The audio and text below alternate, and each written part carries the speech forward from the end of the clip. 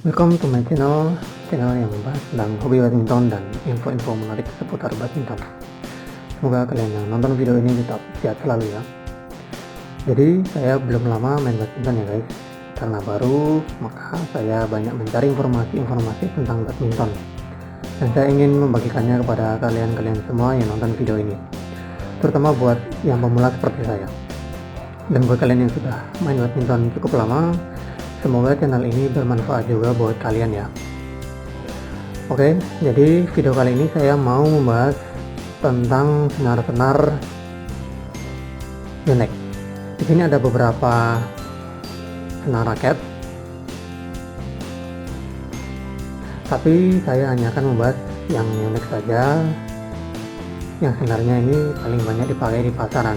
Selain itu, saya juga akan membahas tentang tarikan senar yang pas buat pemain. Nah, pemain di sini saya klasifikasikan menjadi 4 kategori. 4 kategori itu apa saja? Nanti kita akan bahas. Pokoknya tonton terus videonya sampai habis. Sebelum lanjut, saya mau kasih tahu nih guys. Pembahasan kali ini tentu sudah banyak channel lain yang mengulasnya, dan kalian mungkin sudah ada yang menontonnya dan mungkin sudah lihat beberapa channel lain. Tapi biar menarik, pada video ini selain informasi dasar yang saya sampaikan, saya juga merangkum testimoni atau pengalaman dari mereka-mereka yang komen di channel-channel lain yang membahas tentang senar dan tarikan juga. Oke, jadi jangan kemana-mana, simak terus videonya.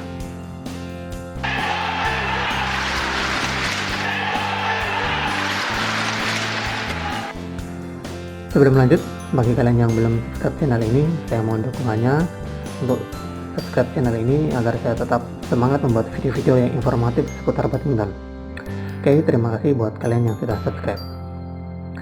Oke, sekilas informasi nih guys. Jadi, raket badminton itu terdiri dari 3 hal utama. Yang pertama, berat fisik. Kedua, material atau bahan raket. Dan ketiga adalah tarikan senar. Tapi tentu merek senar juga memiliki peranannya sendiri ya. Lalu bagaimana dengan hand grip? Lalu teknologi pada raket itu sendiri. Ukuran hand grip tentu tidak kalah penting dari 3 hal tadi. Tapi menurut saya hand grip ini merupakan hal pendukung saja. Karena ukuran hand grip bisa diakali dengan memilih grip yang tebal atau yang tipis.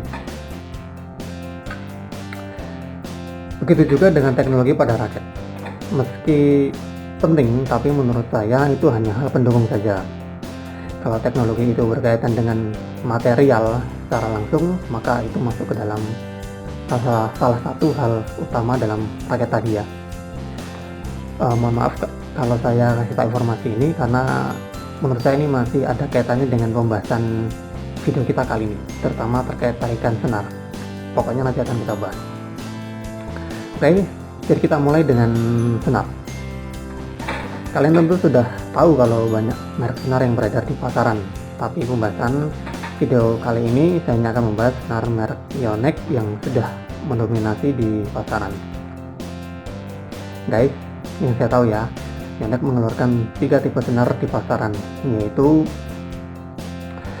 yang propulsion power, control, dan durability. Dan ada 2 versi, yaitu SP dan JP.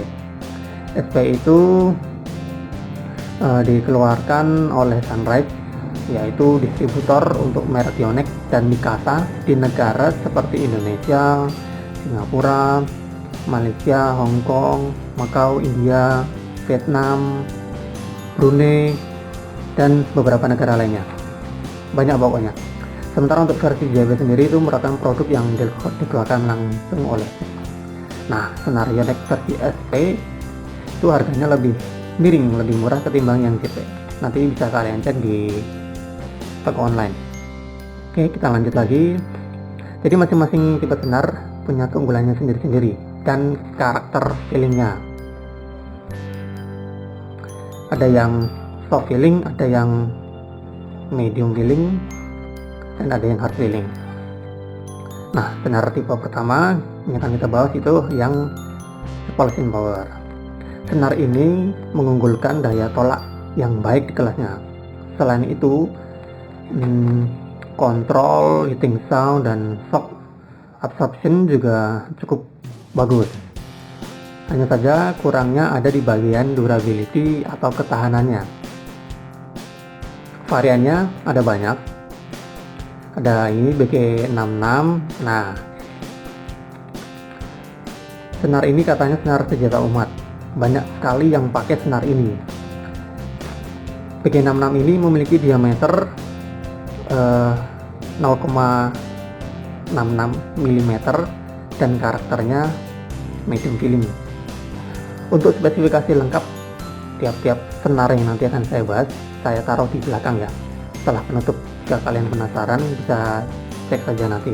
Jadi nanti saya akan menampilkan ini nilai-nilainya berapa, persen powernya berapa, durability-nya berapa, hitting sound-nya berapa, absorption-nya berapa, kontrolnya berapa.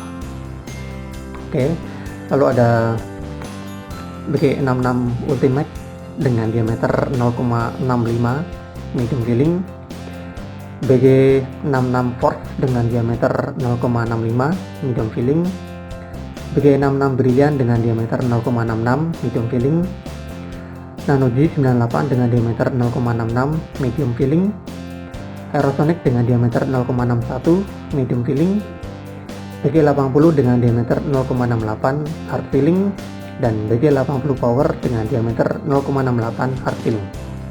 Nah, BG66 dan BG66 Ultimate ini setahu saya yang paling banyak dipakai di masyarakat dan cocok buat semua level pemain, baik itu pemula tingkat lanjut, amatiran, semi pro, pokoknya semua level lah. Kenapa senar ini cocok buat skill level pemain? Nah, itu karena senar ini untuk buat smash dapat dan buat kontrol juga dapat. Hanya katanya banyak yang bilang kalau senar ini 3 bulan pemakaian, mainnya rutin itu putus. 3 bulan saja udah putus. Tapi ini bukan patokan pasti tentunya, hanya rata-rata banyak yang bilang begitu. Tapi kalau jarang main ya pasti lebih awet lagi. Nah, BG66 dan BG66 Ultimate senar yang enak ya, tapi ada yang lebih enak lagi. Ya tidak kalah enak lah, yaitu senar Aerosonic yang diameternya 0,61 mm. Aerosonic ini senar yang diameternya paling kecil di merek Yonex. Kalau nggak salah seperti itu, tapi nanti kalau salah mau dikoreksi ya. Ya meskipun saya belum memakainya, tapi katanya senar yang memiliki diameter kecil itu enak dipakai. Tapi kelemahannya karena diameternya kecil, otomatis ya cepat sekali putus, tidak awet, dan ya tentunya menguras kantong. Kalau tidak percaya nanti bisa dicoba sendiri ya. Tapi buat kalian yang mau percussion power dan itu bisa nyobain yang ini, yang BG80 atau BG80 Power yang hard feeling, diameternya 0,68. Tapi ini karakternya hard feeling ya, jadi mungkin akan terasa kurang cocok buat pemula dan amatiran. Mungkin adaptasinya mungkin agak butuh waktu, karena ini yang ini hard feeling ini lebih ditujukan untuk pemain yang sudah berpengalaman, yang level semi pro dan pro begitulah. Tapi kalau kalian yang merasa powernya besar ya tidak masalah menggunakan senar ini. Pemain pro setahu saya juga cenderung akan memilih senar yang berkarakter hard feeling, meskipun tidak sedikit juga yang memilih medium feeling. Tapi ya cocok-cocokan juga sih, pemula yang mau pakai hard feeling ya tidak apa-apa. Kalau misalnya nyaman ya pakai saja, tinggal beradaptasi. Hanya memang anjurannya kalau buat pemula atau kelas hobis mending cari yang medium feeling. Oke, kita lanjut. Tipe senar berikutnya adalah senar tipe kontrol. Senar ini mengunggulkan performa kontrol yang baik. Selain itu repulsion power, heating sound, dan shock absorption ya cukup baik juga. Yang kurang bagus ada di bagian durability-nya, tapi durability-nya rata-rata lebih baik kalau dibandingkan dengan senar tipe yang repulsion power yang ini. Nah, variannya ada Nano G99 dengan diameter 0,69 mm medium filling, Sky-Arc dengan diameter 0,69 medium filling, Aerobit dan Aerobit Push. Nah, yang menarik dari Aerobit dan Aerobit Push itu senar main ya, senar main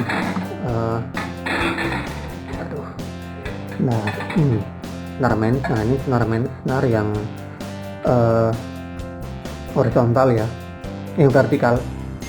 Nah, jadi senar yang vertikal itu ketebalannya beda dengan senar yang cross atau yang horizontal. Untuk Aerobit sendiri senar vertikalnya itu 0,67 mm dan senar crossnya 0,61 mm dan karakternya medium filling. Sementara untuk Aerobit Push senar vertikalnya 0,72 mm dan senar crossnya 0,61 mm, karakternya hard filling. Nah, untuk senar tipe kontrol ini cocok buat pemain yang kalau main double sukanya dia posisinya di depan. Kalau senar yang tipe high propulsion cocok buat segala jenis tipe pemainnya ya, bisa di depan, bisa di belakang. Dan yang terakhir, senar tipe durability. Nah, senar ini mengunggulkan durability atau ketahanan pada usia raket. Propulsion power, heating sound, dan shock absorption itu ya standar saja sih. Jadi senar ini cocok buat kalian yang pengen umur senar lebih lama atau yang tidak suka gonta-ganti senar. Variannya ada BG65 titanium dengan diameter 0,70 mm hard filling, lalu ada BG65 dengan diameter 0,70 soft filling, dan Nano G95 dengan diameter 0,69 medium filling. Kalau diperhatikan, memang diameter senar tipe durability ini tebal-tebal ya. Nah, kemarin browsing katanya BG65 ini cocok buat pemula yang mainnya tidak sering atau tidak rutin, karena selain soft filling yang lebih bersahabat buat pemula, juga durability-nya yang bagus. Jadi pas gitulah untuk pemula yang sering main dan mau lebih bagus dan mau lebih serius lagi mainnya, itu bisa langsung nyobain yang medium filling seperti ini. Sedikit menyambung soal tadi, menurut Paul Stewart, ini seorang pelatih pemain pro ya, di halaman badmintoncoach.co.uk, dia mengatakan kalau untuk pemula, senar yang disarankan adalah senar yang memiliki durability lebih bagus ketimbang senar yang mengunggulkan feel dan kontrol. Karena fokusnya adalah bagaimana kok itu berhasil dipukul dan kok itu dapat dikembalikan ke bidang lawan dan bermainnya model rally panjang ya, untuk meningkatkan progres mereka. Kemudian ketika si pemain sudah berkembang, bermain lebih serius dan skill meningkat, maka kebutuhan senar itu yang lebih diutamakan itu adalah feel dan kontrol. Jadi itu yang lebih diutamakan ketimbang durability-nya, karena feel dan kontrol itu menjadi prioritas buat mereka. Tapi tentunya ini kembali ke preferensi masing-masing, katanya sih begitu. Linknya nanti saya taruh di deskripsi, nanti bisa kalian cek sendiri. Informasi tambahan soal senar ini menurut pengamatan saya pribadi, jadi mohon koreksi jika ada salah. Jadi yang mempengaruhi senar itu cepat putus atau tidak itu Ada beberapa faktor. Pertama, faktor ketebalan senar. Semakin tipis diameter senar, maka kesempatan putusnya akan lebih besar ketimbang senar yang berdiameter tebal. Kemudian faktor yang kedua itu tarikan senar atau string tension. Semakin tinggi tarikan senar, kesempatan putusnya juga lebih besar ketimbang senar yang ditarik rendah. Tetapi ini tergantung dari kondisi dari grometnya. Ya. Gromet yang sudah rusak, yang sudah sobek, lebih baik diganti agar senar tidak bergesekan langsung dengan material frame-nya. Nah, tarikan senar juga mesti disesuaikan dengan kemampuan frame pada raketnya ya. Seperti ini dia mampu 38. Berarti tidak boleh dicoba untuk tarikan di atas ini. Seperti itu. Yang ini juga sama, ini 30. String tensionnya direkomendasikan 30.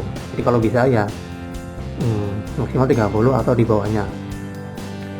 Oke, itu tadi pembahasan seputar senar. Kalau ada yang salah mau dikoreksi, nanti bisa kalian koreksi di komentar ya, komentar di bawah. Atau kalau kalian mau menyampaikan pengalamannya juga dipersilakan. Oke, sekarang kita lanjut membahas soal tarikan senar. Oke, jadi jangan kemana-mana.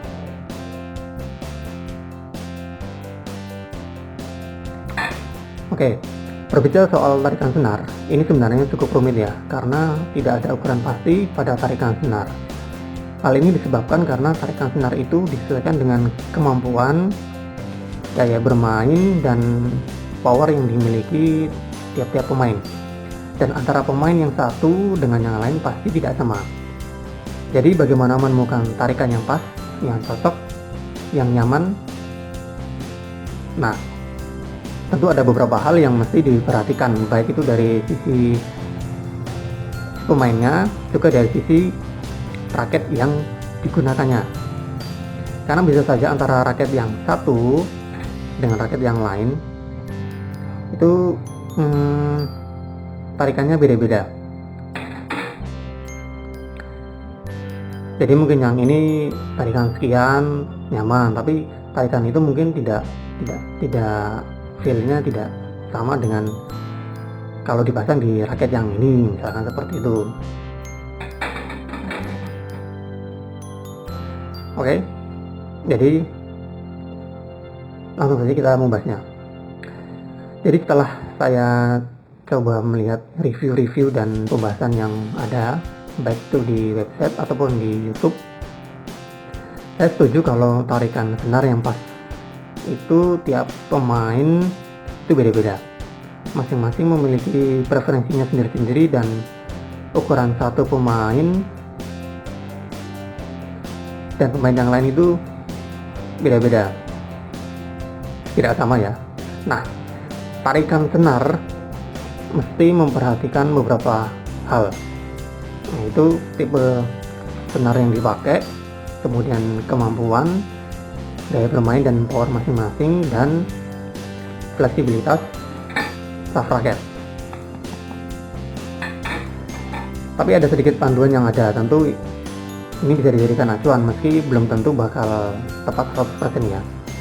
Nah, seperti yang tadi sudah saya sampaikan di awal, saya mengklasifikasikan pemain menjadi empat kategori.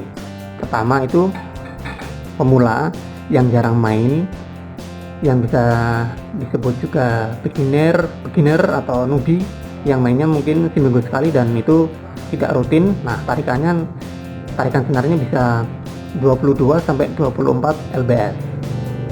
Ini berlaku juga untuk anak-anak kecil ya, yang mungkin ikut klub atau ikut ekskul. Nah, ini bisa jadi pilihan 22 sampai 24 lbs.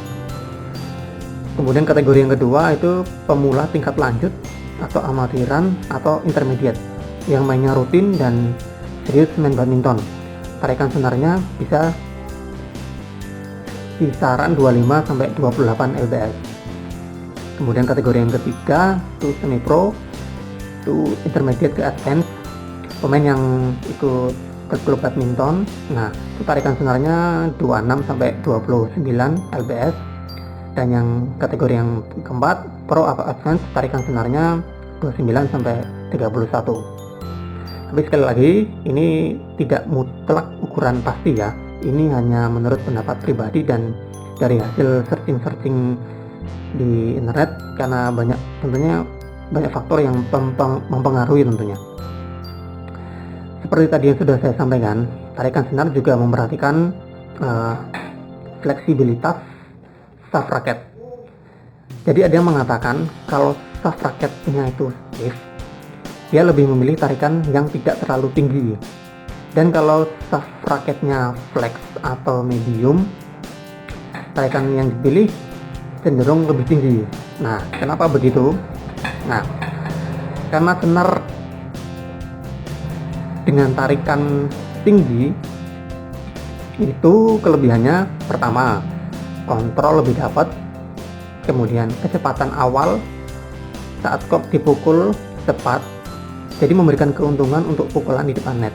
Kemudian elastisitas kecil sehingga rendah gangguan saat kop dipukul, cocok yang suka main kontrol ya. Nah, kekurangan dari senar yang ditarik tinggi itu, jadi butuh lebih banyak tenaga dan usaha untuk melakukan lob atau pukulan jauh karena elastisitas senar itu rendah. Kemudian lebih membebani pergelangan tangan dan lengan. Nah, jika dihubungkan dengan shaft raket tadi, tentunya kekurangan yang ada pada tarikan senar tinggi bisa ditutupi dengan shaft raket yang fleksibel. Sementara untuk tarikan rendah, kelebihannya adalah elastisitas senarnya itu besar sehingga tidak butuh banyak tenaga dan usaha untuk melakukan lob atau pukulan jauh. Hal ini tentu saja mengurangi beban pada pergelangan tangan dan lengan ya. Hanya saja kekurangannya adalah kontrol menjadi berkurang karena elastisitas pada senar itu besar. Nah, untuk shaft raket yang stiff, tentu kekurangan yang ada bisa diminimalisir. Tapi ini tidak berlaku buat yang pro. Mereka berbeda dengan kita ya.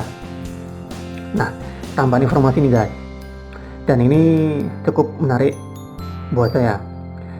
Masih seperti yang disampaikan oleh Paul Stewart tadi, jadi setiap raket pasti memiliki sweet spot. Sweet spot ini merupakan area pada senar yang mampu menghasilkan kontak optimal saat kop dipukul. Ketika raket dipasang senar dengan tarikan rendah, maka area sweet spot akan semakin besar. Dan untuk yang benar-benar pemula, disarankan memulai dengan tarikan senar yang tidak terlalu tinggi dulu. Nah, dan ketika si pemain sudah bermain lebih konsisten, lebih sering dan lebih serius, kebutuhan area sweet spotnya itu tidak sebesar ketika mereka baru bermain. Kebutuhan mereka berubah lebih ke respon yang dihasilkan dari senar itu dan power yang tercipta, sehingga mereka memilih tarikan senar yang tinggi. Konsekuensinya adalah area sweet spot menjadi berkurang. Tapi tentu saja karena si pemain sudah mampu meningkatkan skillnya dan kemampuan adaptasinya juga lebih bagus, maka si pemain dapat menempatkan pukulan kop pada area sweet spot di raket mereka. Area sweet spot yang terkonsentrasi akan mampu menghasilkan respon, power, dan kontrol yang lebih baik tentunya. Begitu ya guys, menarik ya. Tapi sekali lagi ini kembali soal pilihan dari masing-masing pemain ya. Oke, jadi sekali lagi pilihan tarikan senar menyesuaikan dengan kemampuan, gaya bermain, dan power masing-masing orang ya, masing-masing pemain. Dan tarikan senar juga mesti memperhatikan fleksibilitas shaft raket.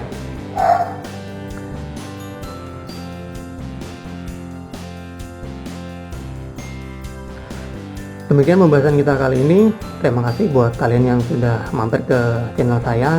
Semoga video ini bermanfaat buat kalian ya guys. Tentunya video ini masih banyak kekurangan, jadi saya minta koreksi dan masukan dari kalian semua. Bisa komen di bawah. Oke, video selanjutnya saya akan membahas pengalaman saya memakai raket baru saya yang kemarin baru saya beli, itu Apax Ziegler. Rencananya sih setelah minggu kemarin saya mau buat videonya, tapi mohon maaf belum sempat. Sepertinya akan saya buat videonya nanti setelah hari Rabu besok tanggal 1 Juli ya. Kemarin minggu sudah saya pakai sih, sudah dapat feelingnya bagaimana. Tapi biar lebih mantap lagi nanti buat videonya, saya mau pakai sekali lagi nanti biar kesan dari raket ini lebih dapat. Oke guys, jika kalian suka informasi pada video ini silahkan di like, di komen jika ada koreksi atau tambahan, dan jika menurut kalian informasi ini bermanfaat bisa kalian share juga ke teman-teman kalian. Oke, jangan lupa saya minta bantuannya untuk subscribe channel ini ya. Oke, sampai bertemu di video selanjutnya. Jangan lupa untuk tetap berolahraga. Salam sehat, salam nongkrong.